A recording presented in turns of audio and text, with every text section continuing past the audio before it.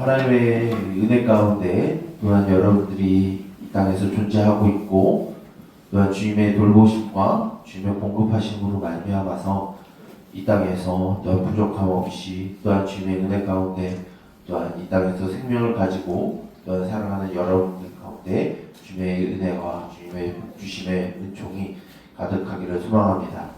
여러분들이 무엇을 하여서 사랑을 받을 만한 사람이 아니라 여러분들이 이 땅의 존재 자체만으로 여러분들이 사랑받을 만한 사람들이라는 것을 기억하면서 여러분들 가운데 주님께서 주시는 큰 기쁨과 즐거움과 안식이 우리 모두에게 있기를 예수님의 이름으로 축복합니다.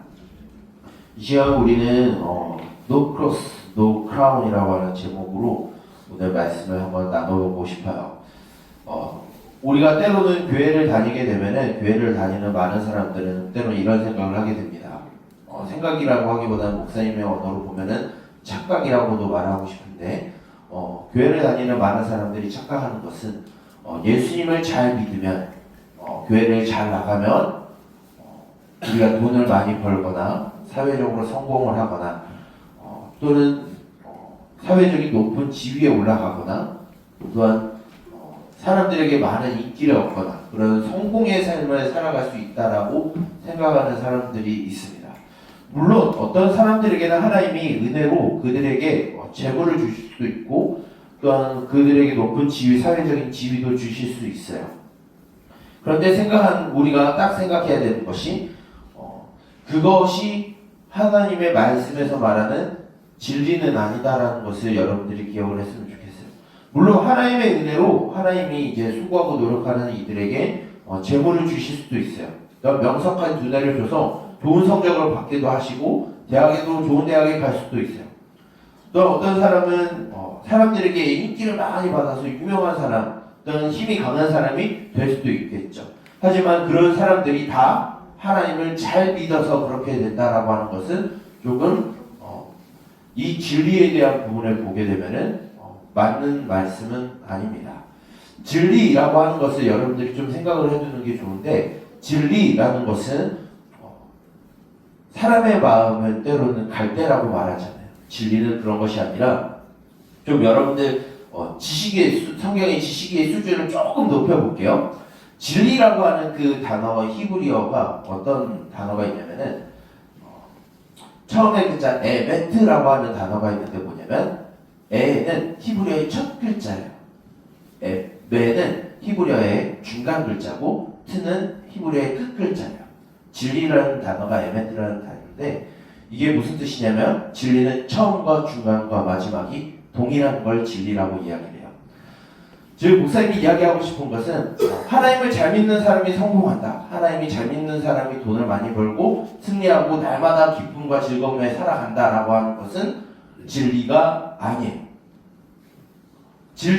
물론 그런 사람들이 다수 있을 수 있겠지만 만약에 하나님을 잘 믿는데 돈이 없는 사람은 그러면 하나님을 잘 믿지 못한 걸까요?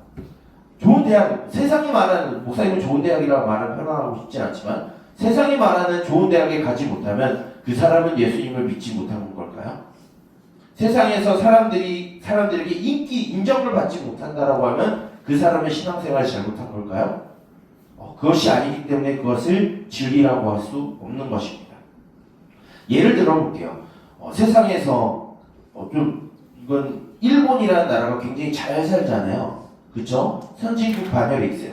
근데 일본은 물론 요즘 말은 좀 복잡하지만 일본이라는 나라를 생각했을 때 교회라는 단어가 생각이 나나요? 그렇지 않죠. 일본은 800만 개의 신을 섬기는 나라예요. 그런데 잘 사네요? 그런데 그 나라의 교회 복음화율은 5%도 안 돼요. 그렇게 보게 되면은 예수님을 잘 믿으면 성공한다는 그런 그런 방식이 통하지 않는 거죠. 진리가 아닌 거예요.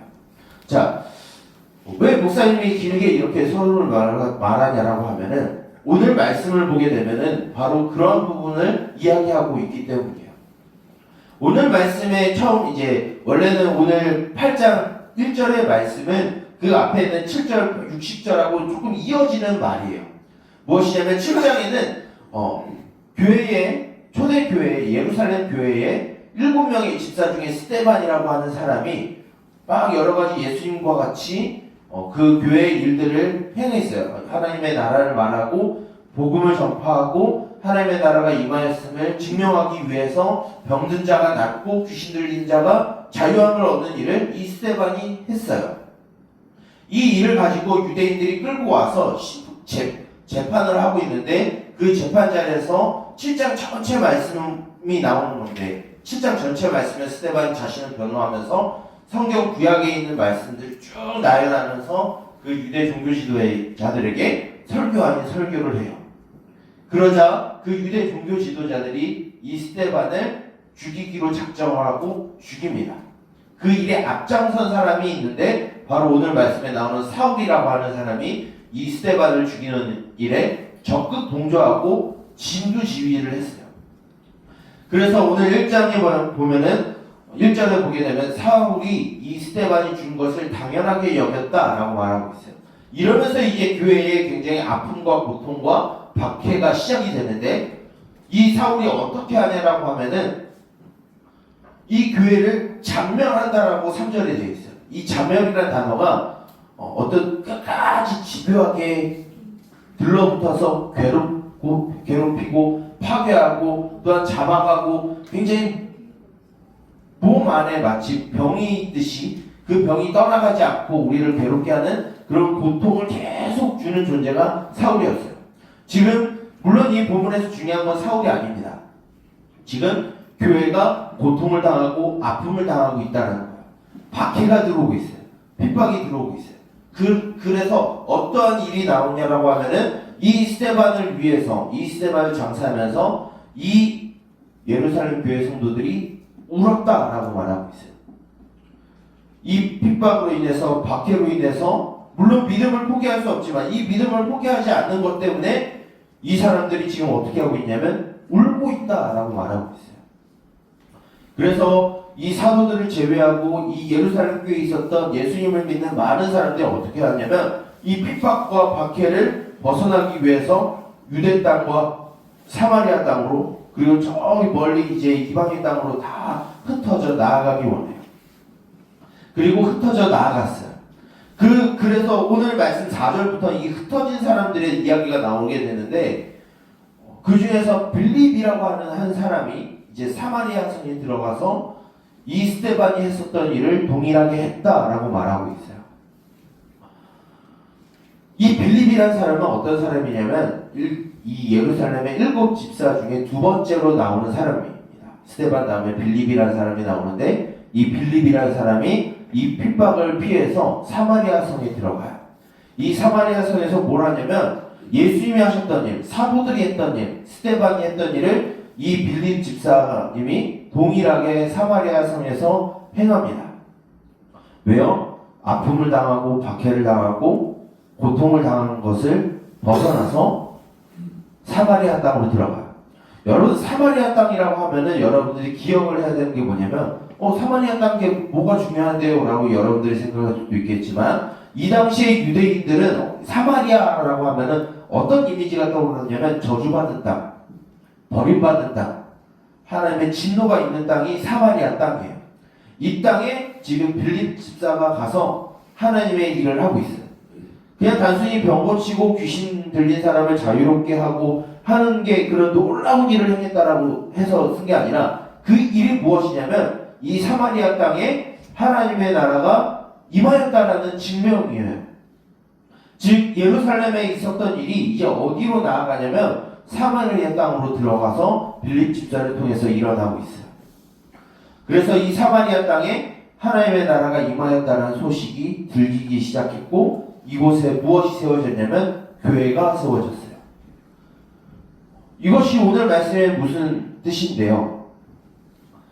핍박을 당하고 박해를 당하고 아픔을 당하고 슬픔을 당한 이 교회가 이 사마리아 땅으로 흩어져 나아갔을 때 거기에 마지막 오늘 결론이 뭐냐면 큰 기쁨이 있었다는 거예요.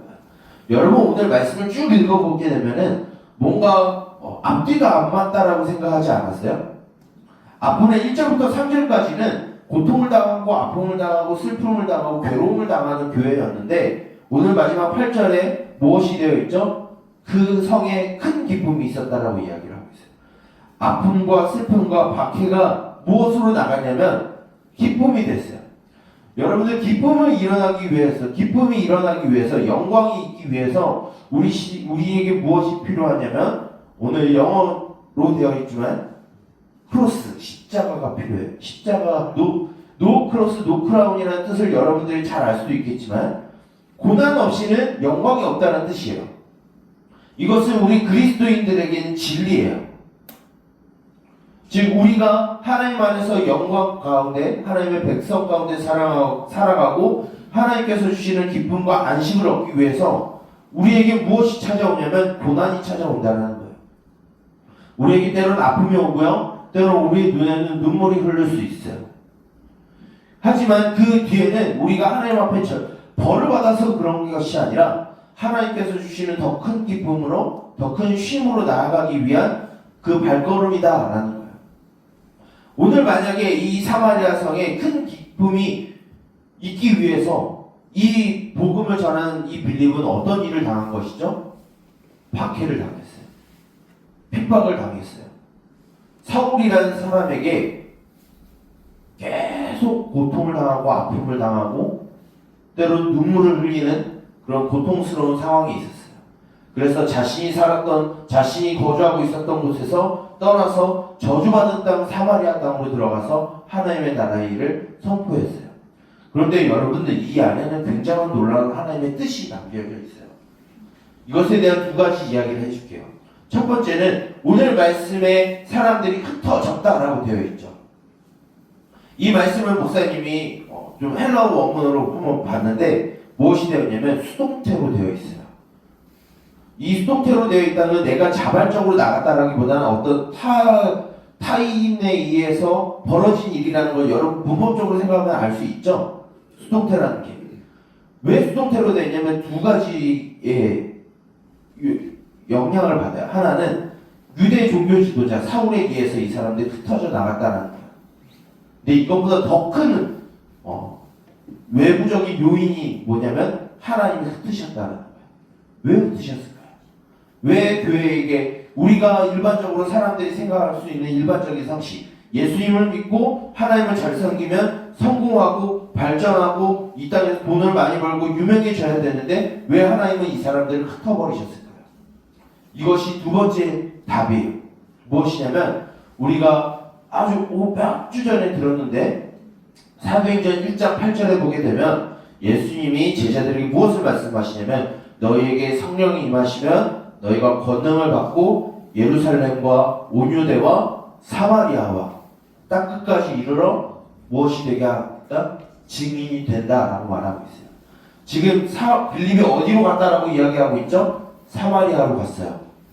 예수님이 하신 말씀이 그대로 이루어지는 거예요. 예수님이 우리에게 약속하신 그 하나님의 나라를 맛보고 그 하나님의 나라가 전파되는 일을 위해서 우리에게 필요한 것은 무엇이냐면 때로는 인정할 수는 없겠지만 핍박을 당하는 거예요. 이 땅에서 때로는 고난을 당하고요. 때로는 눈물을 흘리는 거예요.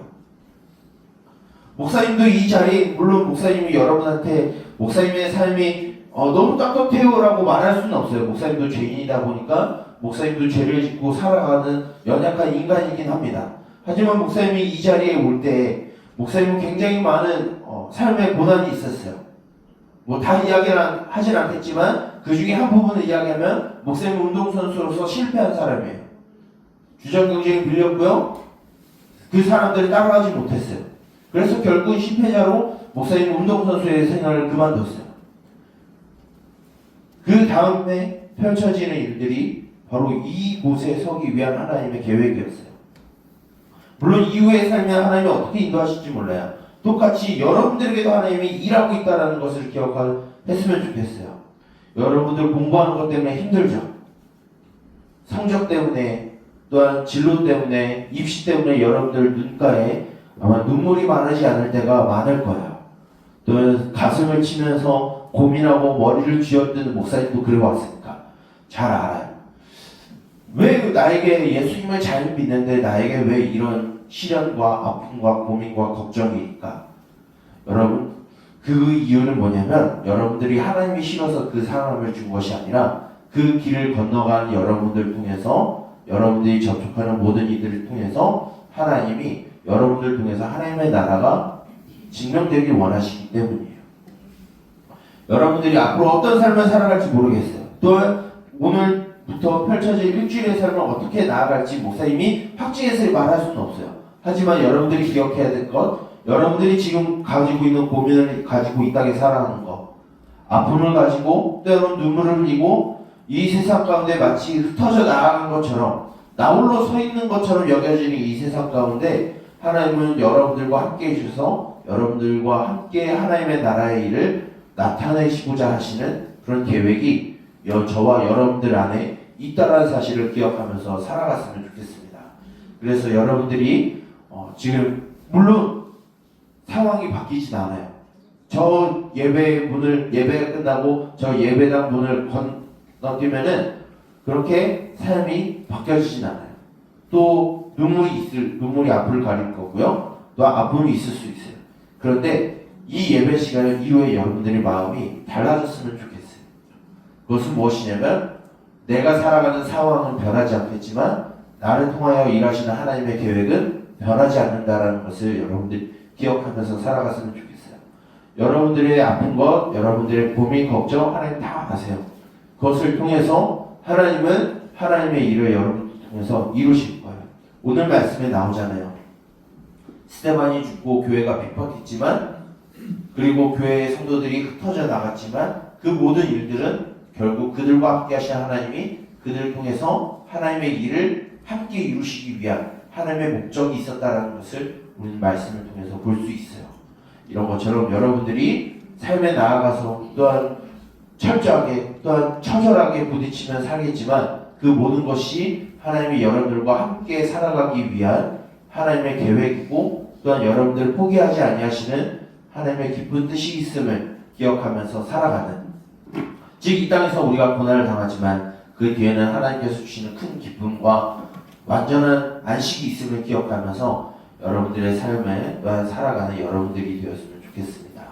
또한 이 자리에 있는 또한 오늘 이제 출국하게 되는 라오스 팀이 있는데 우리 라오스 팀도 이 말씀을 가지고 그 땅에 품고 있는 하나님의 마음을 알고 또한 기도하는 마음으로 나아가고 또한 그들을 기도로 후원하는 우리 중고등부 모든 공동체가 되기를 예수님의 이름으로 축복합니다. 기도하겠습니다. 살아계신 하나님 아버지, 우리 가운데 주님의 마음을 허락하여 주시고 또한 주님의 뜻 가운데 살아갈 수 있게 해주시면 주님 감사드립니다. 이 시간 우리를 통하여 일하시는 그 하나님의 놀라운 계획을 우리가 잊지 않게 하여 주시옵소서. 이 땅에서의 삶이 때로 고통스럽고 아픔과 슬픔과 눈물이 우리의 눈을 가리는 수많은 시간이 우리 앞에 있음을 고백합니다. 우리가 발버둥 쳐도 이 세상이 그렇게 쉽게 바뀌지 아니함을 또한 우리는 너무나 잘 압니다. 그러나 세상이 변하지 아니하여도 또한 우리 가운데 변하지 아니하시는 주님께서 우리를 지키시고 돌보시고 우리를 통해서 이루실 하나님의 계획이 있음을 기억하여 우리가 이 땅 가운데 좌절하지 아니하고 절망하지 아니하고 내 삶을 내어던지지 아니하고 오직 주님만을 따르며 우리를 위하여 일하시는 그 하나님을 신뢰하며 나아가는 우리들이 되게 하여 주시옵소서. 이 예배 시간 이후로 우리의 마음이 변화되게 하시고 그 주님의 뜻을, 주님의 계획을 신뢰하며 살아가는 우리들이 되게 하여 주시옵소서. 이 모든 것을 예수님의 이름으로 기도드립니다. 아멘.